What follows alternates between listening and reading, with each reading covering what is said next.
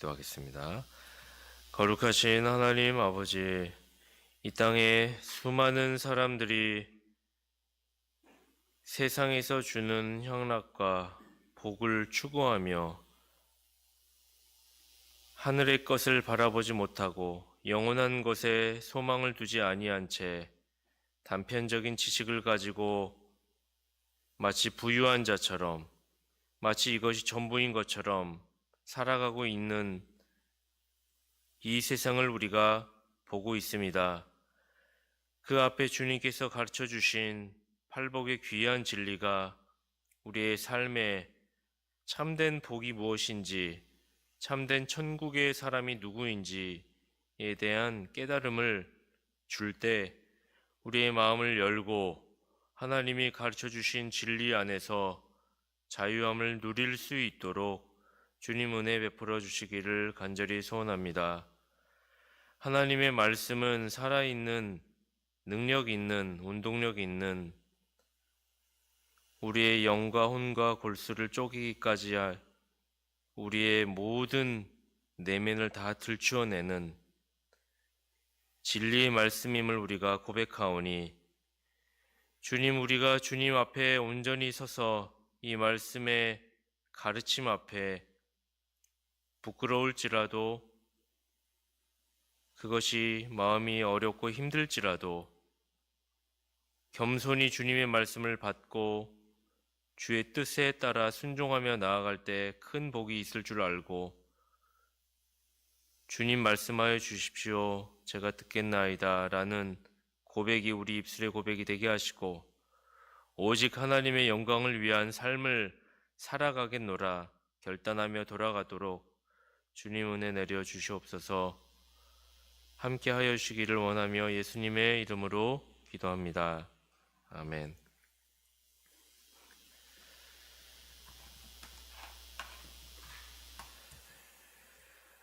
주님은 온유한 자는 복이 있나니 그들이 땅을 기업으로 받겠다라고 이야기를 하셨습니다. 우리는 이 세 번째 복에 관해 볼 때 이 말씀을 듣는 대상들에 대해 생각해 봐야 합니다.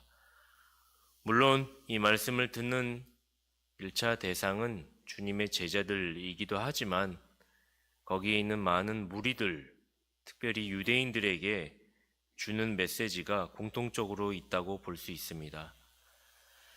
그들은 현재 로마의 압제 속에 나라를 잃고 정치적 메시아를 기다리는 자들이죠. 이들은 꽤나 옛부터 선민 사상에 자존심이 센 민족입니다. 요한복음 8장 32절에 보면 예수님께서 유대의 지도자들에게 진리를 알지니 진리가 너희를 자유케 하리라 라고 이야기를 했을 때 이들은 그 주님 앞에 우리가 언제 자유한 적이 없었냐고, 우리가 아브라함의 자손이라 남의 종이 된 적이 없거늘 이라고 이야기할 정도로 이들은 현실을 부정하며 강하게 부정하는 거죠. 강한 부정은 사실 긍정을 내포하고 있지 않습니까? 현실 로마 치하에 있음에도 불구하고 강한 부정을 통하여 우리는 여전히 하나님 안에서 참된 복을 누리는 사람들이라고, 평안하다, 평안하다. 그리고 실제로는 마음속에 한켠에는 로마의 압제에서 빨리 벗어나고 싶어 메시아를 소망하는 자들이 사실상 이들이었죠. 그랬던 그들에게 유대 지역에 기적을 행하는 사람, 그토록 구약 율법에서 이야기했던 인자 같은 이, 스스로가 인자 같은 이라고 주장하는 한 선지자 같은 그분이 나타났다고 하는 것입니다. 그들에게 영향력을 주던 세례 요한도 정말 존경하는 분이다 라고 하는 메시아가 오셨다는 것이죠. 이 소문은 그들에게 독립을 가져다 줄 지도자가 정말 온 것인가 라고 생각하게끔 한 것입니다. 그런 이들에게 주님이 오늘 뭐라고 말씀하시는가? 그래, 땅을 주겠다. 땅을 기업으로 받을 거야 라고 이야기를 하면서 단 군사적이고 혁명적인 방법이 아니라 온유한 자가 땅을 받을 것이야 라고 말씀해 주고 계십니다. 그렇다면 온유한 자가 누구이며 참되게 땅을 기업으로 받는다는 것의 의미가 무엇인가 우리는 살펴봐야 하겠죠. 첫 번째로 팔복의 온유한 자가 누구인가요? 유대인들이 꿈꾸는 유대 땅을 회복시킬 자는 혁명가이자 투쟁가, 정치적 지도자였습니다. 메시아가 만약에 온다면 바로 대로마 제국을, 그의 강력한 군대를 파멸시킬 강한 자여야 했습니다. 오늘날도 마찬가지인 것 같습니다. 예수님 시대와 같이 21세기를 사는 우리는 강력한 포스트 모던 시대에 살고 있습니다. 세상은 누가 이 세상을 호령하고 주관하는 그와 같은 질문 앞에 우리에게 답을 하라고 하죠. 저마다 세상의 강요에 떠밀려 자신도 모르게 우리는 그 중심에 바로 나 자신을 세워두고 있습니다. 그래서 모두가 책임보다는 권리를 주장하는 시대, 자유보다는 평등을 주장하는 시대. 그래서 급진적 여성주의자들은 전통적 가정을 해체해야 한다고 주장을 하죠. 여성은 남성의 권력을 쟁취해야 하며 그럴 때 모두가 행복해진다고 말을 합니다. 노동자들은 인권을 외치며 자신들의 조합, 노동조합을 통해 투쟁하여 기업의 규범을 고칠 때 모두가 평등해지고 행복해진다라고 이야기를 합니다. 학생들은 학생 인권 조례를 통해 좋은 울타리 속에 심지어 교사들의 훈계와 그들을 위한 책벌임에도 불구하고 그것을 신고할 권리를 받아서 그렇게 할 때 자신들에게 자유가 있고 기쁨이 있다라고 생각을 하는 것이죠. 세상은 의무보다는 권리를 내세웁니다. 희생보다는 이기심을 내세우죠. 이것은 어쩌보면 19세기 말 20세기 초에 막시즘으로부터 시작된 이러한 유물론적 역사관, 투쟁과 싸움의 방식은 가장 현명한 방법인 것처럼 포장되어 우리의 세계에 지금 깊숙이 침투해 와 있습니다. 자기의 욕심을 손해보지 않고 억척스럽게 강탈해서 빼앗은 자가 지혜로운 자다라고 하는 그런 방식 말이죠. 기준은 절대 기준이 없고 다 상대적인 기준을 가져서 내가 기준이 되어져서 내가 왕이고 내가 신이 되어서 이 기준을 통하여 내 권리를 주장할 때 우리가 얻어낼 수 있는 시대. 그러나 주님은 참된 메시아 왕국의 특징을 억척스럽고 강한 자, 빼앗는 자에게 주어지는 것이 아니라고 이야기하시죠. 온유한 자에게 주어진다라고 말씀하고 계십니다. 그렇다면 온유한 자가 누구입니까? 세 가지를 살펴보려고 합니다. 하나는 온유함은 마음이 부드럽고 유순한, 친절한, 문자적으로는 겸손함이란 뜻을 가졌습니다. 온유함은 자기를 낮추고 부드러운 심령을 가진 자를 말하는 것이죠. 확실히 자신에게는 인색하고 타인에게는 관용을 베푸는 부드러운 성품을 말할 것입니다. 그래서 우리는 온유함이라는 심령의 상태를 팔복의 전체, 팔복의 처음 복과 두 번째 복에 이어서 생각해 보아야 합니다. 처음 복, 심령이 가난한 자라고 이야기했습니다. 내 안에, 내 마음속에 하나님에 대한 진리에 대한 옳음, 선, 참된 지식, 하나님의 형상에 대한 것이 없음으로 인하여 극도의 빈곤함을 느끼고 은혜 없음을 통한 자신의 마음의 가난한 상태, 그것이 곧 영적 빈곤을 느끼면서 자신의 죄를 인식하게 되고 죄를 깨닫게 되어지는 애통의 자리로 가게 된다고 이야기를 했습니다. 애통하는 자. 그렇다면 이것은 자연스럽게 하나의 인격적인 형성을 하게 마련이죠. 자신의 존재를 하나님 앞에서 깨닫고 고개가 숙여지니 그 사람을 우리는 온유한 사람이라고 이야기를 하는 것입니다. 그래서 온유함은 헬라어 프라위스라고 하는데 다른 성경에서는 신약 성경 다른 곳에서는 겸손함이라고도 번역되기도 합니다. 즉 심령이 가난하여 자신의 죄를 회개하는 사람들은 하나님 앞에서 그리고 동료 이웃들에게 겸손함으로 온유함으로 겸손함으로 나타나게 되어 있다. 그 반응을 나타나게 되어 있다라는 것이죠. 그러면서 우리는 온유함에 대한 또 한 가지 의미를 발견하게 됩니다.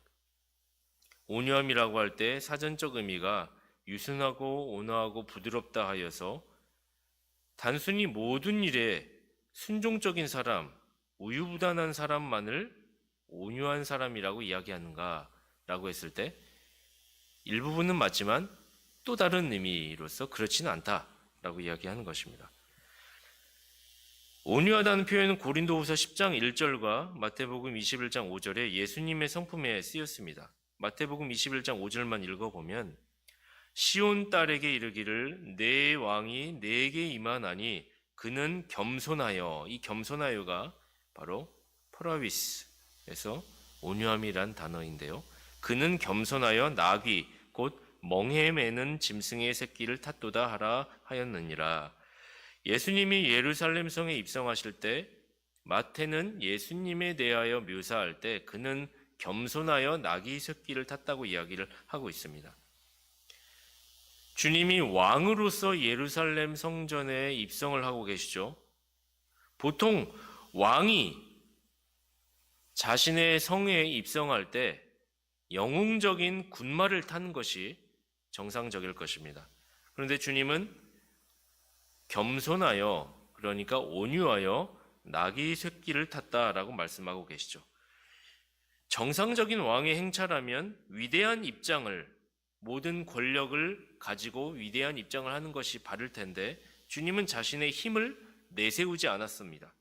주님은 겸손하셨죠. 그래서 두 번째 온유함의 뜻이 무엇이냐라고 이야기를 할 때 온유함이란 제어된 힘이다 라고 이야기할 수가 있겠습니다. 온유함이란 사자를 길들이는 힘과 같다라는 것이죠. 힘을 가진 자지만 왕이지만 자신의 힘을 발휘하지 아니하고 억제하며 제어하며 겸손히 나귀를 타고 갔던 주님과 같이 온유함이란 제어된 힘이다라는 것입니다. 힘은 있지만 그 힘을 주체하지 못하고 제어하지 못하고 행사하는 사람이 있습니다. 그 사람은 겉으로는 강해 보이지만 사실 가장 약하고 비겁한 자이죠. 그러나 주님은 왕이신데 그렇게 하지 않으셨다는 것입니다. 이게 온유한 자의 모습이다. 제어된 힘을 가진 자. 그리고 세 번째 의미로 온유함이란 하나님의 뜻에 따라 순종하는 자입니다. 민수기 12장 1절에 보면 1절에서 3절에 보면 모세에 대한 표현이 나옵니다. 다 한번 읽어보겠습니다. 민수기 12장 1절에서 3절인데요. 모세가 구스 여자를 취하였더니 그 구스 여자를 취하였으므로 미리암과 아론이 모세를 비방하니라. 그들이 이르되 여호와께서 모세와만 말씀하셨느냐 우리와도 말씀하지 아니하셨느냐 하매 여호와께서 이 말을 들으셨더라. 이 사람 모세는 온유함이 지면의 모든 사람보다 승하더라. 모세는 자신의 본처였던 십보라가 죽은 후에 아마도 구스 여자를 아내로 맞이한 것 같습니다. 그런데 아론과 미리암은 과거 사건을 가지고 와서 모세를 지금 비방하고 있습니다. 아마도 아론과 미리암은 모세가 이스라엘이 아닌 이방 여인, 구스 여인, 이방 여인을 아내로 맞이한 것을 비방한 것으로 보입니다. 그러나 모세가 이방의 구스 여인을 아내로 맞이한 것은 사실 맞지만 율법 자체를 어긴 것은 아니었습니다. 율법은 가나안 여인을 아내로 취하지 말라고 했지 모든 이방 여인을 금한 것은 아니었기 때문입니다.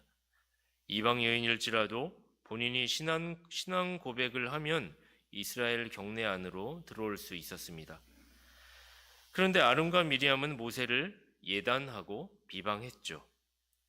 사실 아론과 미리암이 모세를 비방한 근본적 이유는 또 다른 데 있습니다. 민수기 12장 2절에 다시 한번 읽어드리면 그들이 이르되 여호와께서 모세와만 말씀하셨느냐 우리와도 말씀하지 아니하셨느냐 하매 여호와께서 이 말을 들으셨더라. 아론과 미리암은 모세의 권위에 사실 의구심을 품고 있었습니다.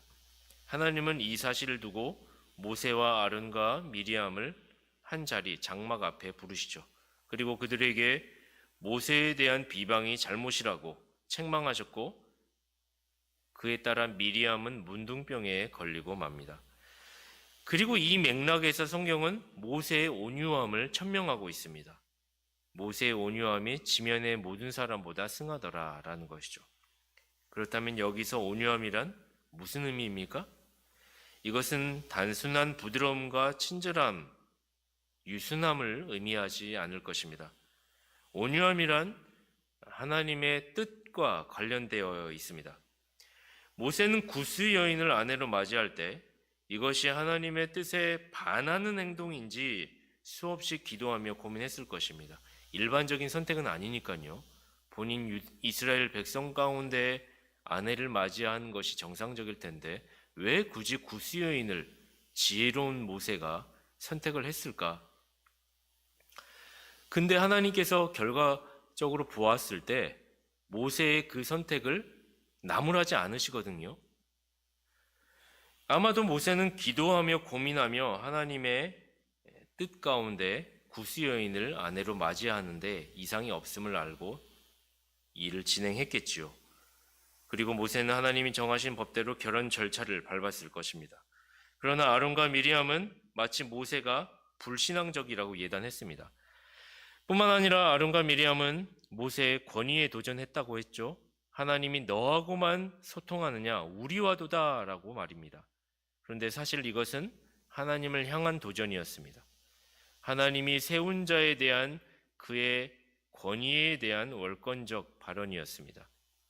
성경은 하나님께서 그들의 그 언행을 들으셨다고 말하고 있죠. 모세의 처신은 어떻죠? 모세는 자신의 위치에서 당장 버럭하거나 논박하거나 언쟁하지 않았습니다. 그의 권한으로 말하자면 그는 충분히 그렇게 말을 할 수 있는 자 아닙니까? 여러 가지 사회법들, 개인적 경건에 관한 법부터 백성들의 불경건과 불의에 대한 치리에 관한 법까지 집행을 할 권한이 모세에게 있습니다. 하나님은 심지어 모세에게 70명의 장로를 세워 50부장, 100부장, 단계별로 성령 안에서 치리의 권한과 절차를 허락하셨습니다. 모세는 마음만 먹으면 아무리 대제사장일지라도 자신의 누이일지라도 하나님의 뜻을 어긴 그들을 당장의 면직과 징계를 내려도 되었습니다. 그러나 모세는 하나님 앞에 불평불만을 가지는 자들을 결코 자신의 위치에서 그 권력으로 누르거나 소위 권력자들이 하는 방식으로 뒤에서 정치적 공작이나 청부업을 하지 않았습니다. 모세는 즉각적으로 화를 내거나 타격음을 발생하기보다 충분히 자신의 자리에서 그럴 수 있는 자가 제어된 힘을 발휘했습니다. 사랑한 자들에게 비방을 감수하면서까지 말입니다. 그러자 하나님은 아론과 미리암을 직접 책망하시고 징계하신 것이죠. 온유함은 무엇입니까? 그것은 하나님의 뜻에 따른 지혜로운 처신입니다. 무조건 친절하고 부드럽고 온순한 것이 온유한 것이 아니죠. 온유함은 하나님의 뜻을 구하고 그에 따라 행동하는 것입니다. 이것이 하나님의 뜻이면 타협하지 않는 것이 온유함이죠. 이것이 하나님의 뜻이면 내가 손해를 보는 것이 온유함이죠. 이것이 하나님의 뜻이면 때로는 거룩한 분노를 낼 줄 아는 것이 온유함입니다. 온유함은 약한 것이 아니고 온유함은 비겁한 것이 아닙니다. 온유함은 하나님의 뜻에 따라 겸손하면서 때로는 강한 것입니다. 온유함은 제어된 힘입니다. 우리는 거짓된 가르침에 대해서도 하나님의 뜻에 따라 온유함을 발휘해야 합니다. 자유주의와 신복음주의의 은사주의와 그 밖의 이단적 사상 앞에서 우리는 그것이 잘못되고 그른 것인 줄 안다면, 심지어 사랑하는 지체가 거기에 빠져들어간다면 온유함으로 그를 바로 잡아주어야 합니다. 갈라디아서 6장 1절에 사도 바울께서는 형제들아, 사람이 만일 무슨 범죄한 일이 드러나거든 신령한 너희는 온유한 심령으로 그러한 자를 바로잡고 내 자신을 돌아보아 너도 시험을 받을까 두려워하라 라고 이야기를 하였습니다. 사도 바울은 교회 안에 거짓 것을 추구하는 범죄한 자가 있을 때 바로 잡아주라고 이야기하는데, 우리는 실제로 교회 안에 옳지 않은 일을 행사하는 자가 있죠. 그와 같은 자들이 있을 때 그 사실을 짚어주어야 할 때를 당면하고는 할 때가 있습니다. 그럴 때 참 망설여지고 어려운 일이죠. 그 잘못을 지적하는 부분에 있어서 아무리 정당하고 옳은 일이지만 상처가 될 것이 뻔하기 때문에 참 망설여지는 일입니다. 진실로 죄를 범한 자에게 그것이 틀렸다고 가르쳐주는 것은 그렇다면 얼마나 더더욱 힘든 일일까요? 그런데 사도 바울께서는 그러한 자를 바로 잡아주라. 어떠한 심정으로요? 온유한 심령으로 그러한 자를 바로 잡아주라고 하고 있습니다. 온유함이란 무조건 네, 예, 그렇죠. 부드럽고 친절한 것이 아니라 옳지 않은 것, 죄의 문제, 형제의 범죄한 것, 거짓에 대한 문제, 이단에 대한 문제를 간과하지 않고 짚고 넘어가는 것, 교정하고 책망하는 것입니다. 바로 자신의 위치에서 할 수 있는 발언들, 이것이 하나님의 뜻이라면 하나님의 뜻인 줄 알고 힘들지만 순종하는 것이 바로 온유함이죠. 대신 그 방법에 있어서는 어떻게 해야 하는가? 베드로 사도가 이야기해 준 것처럼 소망에 관한 이유를 묻는 자에게 우리는 온유함과 두려움으로 말하라 라고 이야기를 하였습니다. 그 사람을 향한 겸손함과 겸손한 태도와 그리고 존경하는 태도를 가지고 이야기를 해야 된다. 이것이 우리가 거룩을 추구하며 하나님의 뜻을 이루는 복된 자의 모습임을 알아야 할 것입니다. 그리하여 온유한 자에게 누려지는 복, 그 안에 그 복을 누리는 저와 여러분이 되면 좋겠습니다. 두 번째로 온유한 자가 누리는 복이 무엇인가? 땅을 기업으로 받을 것이며 라고 이야기를 했습니다. 땅은 이 생에서 땅을 얻게 될 것입니다. 무슨 말이냐면 참으로 온유한 사람은 항상 만족함을 가진 사람이기 때문입니다. 그는 이미 자신에게 주어진 상황과 환경, 여건을 만족해하고 있습니다. 그는 사도 바울식 표현에 의하면 아무것도 가지지 않은 자 같으나 모든 것을 소유한 자와 같습니다. 즉 자족할 줄 아는 자이죠. 사도 바울은 만물이 주에게서 나오고 주로 말미암고 주에게로 돌아간다라고 이야기를 했는데, 이렇듯 신자는 이 땅에서 이미 하나님이 주신 것에 따라 매사에 감사함을 가진 자일 것입니다. 모든 것이 아버지 것이요 그에 따른 상속자로서 자녀인 내가 누릴 수 있는 것이다 라고 여기죠. 그래서 사도 바울께서 이야기한 것처럼 삶 속에서 내가 일체의 비결을 깨달았습니다. 배고픔이 있든 비천에 처하든 풍부에 처하든 목마름이 있든 어떤 상황 속에서도 제가 일체의 비결, 자족함을 배웠습니다.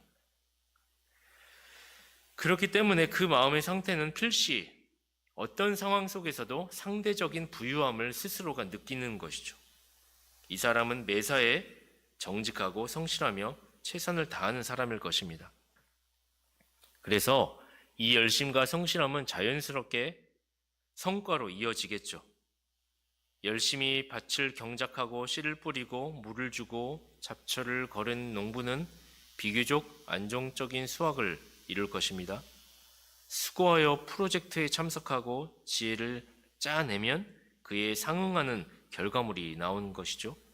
직장에서도 맡은 일에 대해 최선을 다하면 상급자들이 눈여겨보고 그에 따른 인사발령과 진급은 상관관계가 있는 법입니다.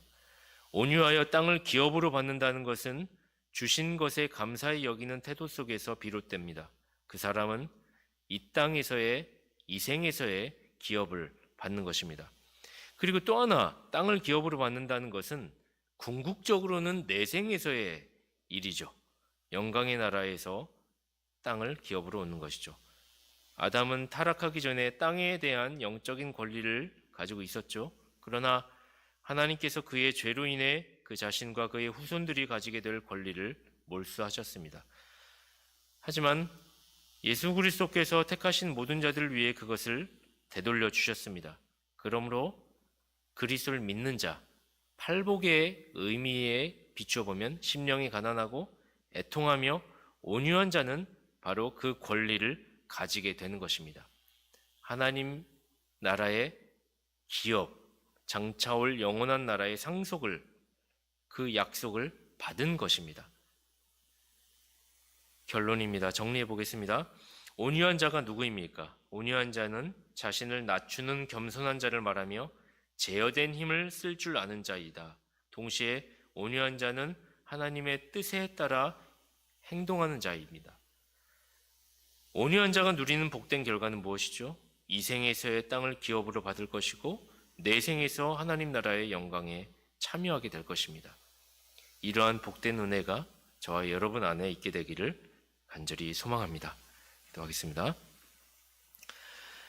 하나님 아버지, 온유한 자에게 주어지는 복, 우리가 이 땅을 사랑하며 강하고 억척스럽고 내가 기준이 되어 투쟁하여 얻어낼 수만 있다면 그것이 이 땅에서의 왕국의 법이 아닌가라고 생각하는 세상 방식으로 말미암는, 세상 원리로 말미암는 삶을 촉구받고 세뇌당하여 살고 있지는 않은지요. 그러나 주님께서는 온유한 자에게 복이 있다라고 했을 때 자신의 위치에서 그것을 다 발산하는 것이 아니라 겸손히 엎드려 제어된 힘을 가지고 주님 앞에, 주님, 제가 이 일을 행할 수 있는 권리를 가지고 있지만 주님이 걸어가셨던 그 길과 같이 겸손히 자기를 부인하고 희생하는 자 되겠습니다. 주님의 뜻이라면 순종하겠습니다. 성을 내야 할 자리에서 성을 내지 않겠습니다. 잘못된 것을 얘기해야 할 때 나에게 해가 올지라도 거룩한 분노를 가지고 타협하지 아니하고 발언을 하겠습니다. 참된 온유한 자가 되게 하여 우리로 하여금 주님의 복에 참여하는 자들 되도록 주님 은혜 내려 주시옵소서. 예수님의 이름으로 기도합니다. 아멘.